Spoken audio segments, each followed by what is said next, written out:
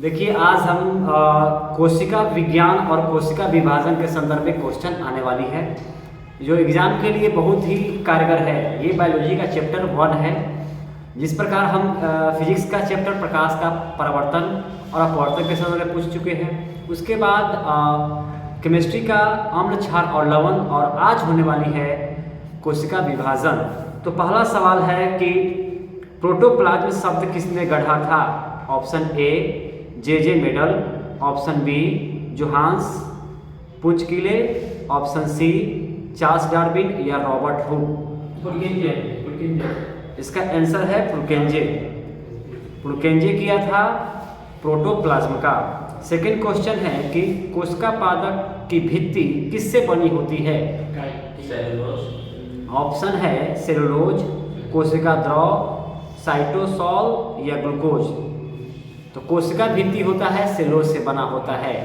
ठीक है कि रॉबर्ट हुक द्वारा कोशिका का खोज किस प्रकार की गई? ऑप्शन ए एक प्याज के छिलके को निरीक्षण करके, रक्त का निरीक्षण करते हुए, या कॉर्क का परीक्षण करते हुए, या पेड़ की पत्ती का निरीक्षण करते हुए। तो कॉर्क का परीक्षण करते हुए, कॉर्क जो होता है कॉर्क से किया था।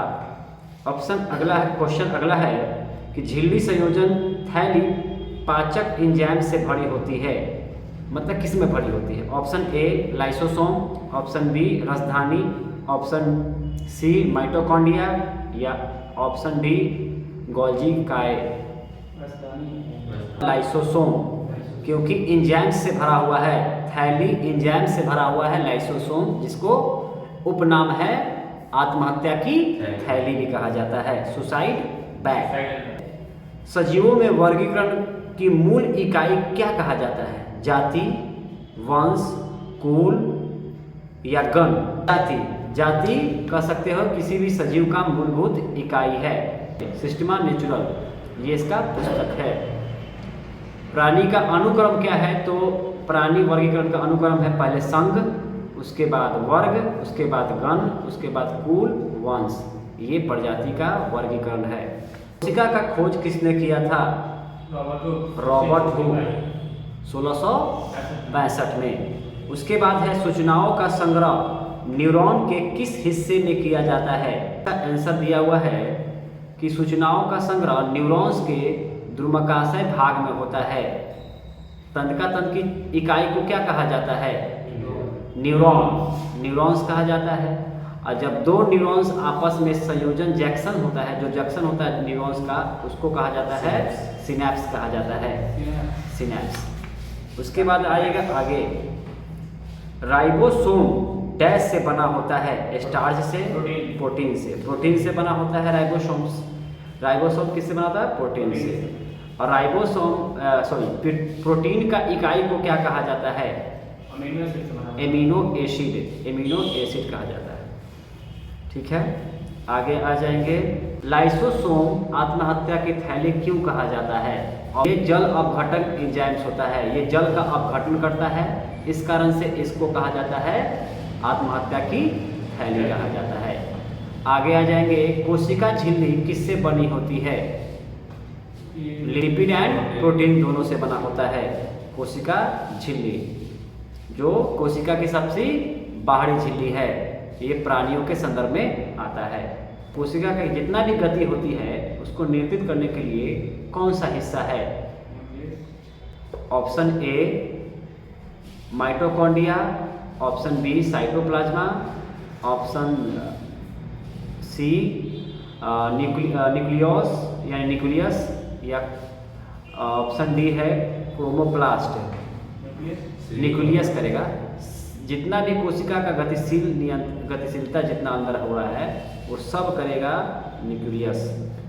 उसके बाद अगला क्वेश्चन है, मानव शरीर में मौजूद निम्नलिखित कोशिकाओं में से किसमें माइटोकॉन्ड्रिया नहीं पाया जाता है? ऑप्शन ए लाल रक्त कोशिका, ऑप्शन बी यकृत कोशिका, ऑप्शन सी मांसपेशिया कोशिका, ऑप्शन डी श्वेत रक्त कोशिका।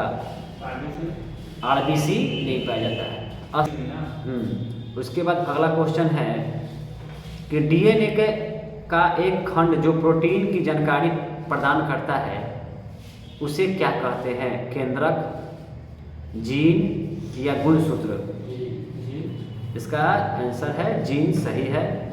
उसके बाद आगे क्वेश्चन है कि किस कोशिका ऑर्गेनल्स का कोशिका का मास्टर कहा जाता है? नाभिक को, न्यूक्लियस को, माइटोकॉन्ड्रिया को?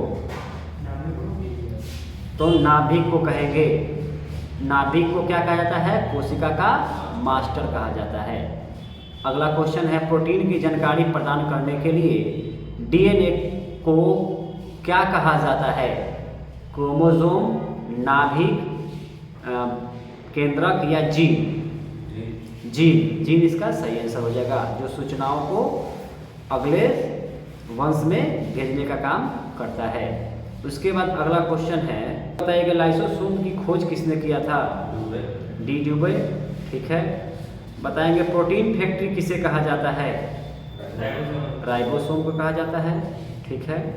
उसके बाद डीएनए का फुल फॉर्म क्या होता है?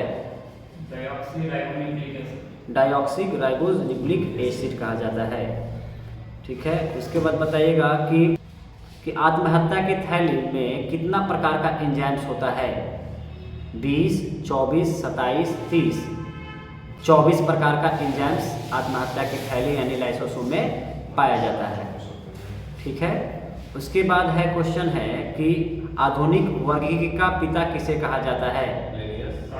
कार्ल लिनियस को कहा जाता है, सही है।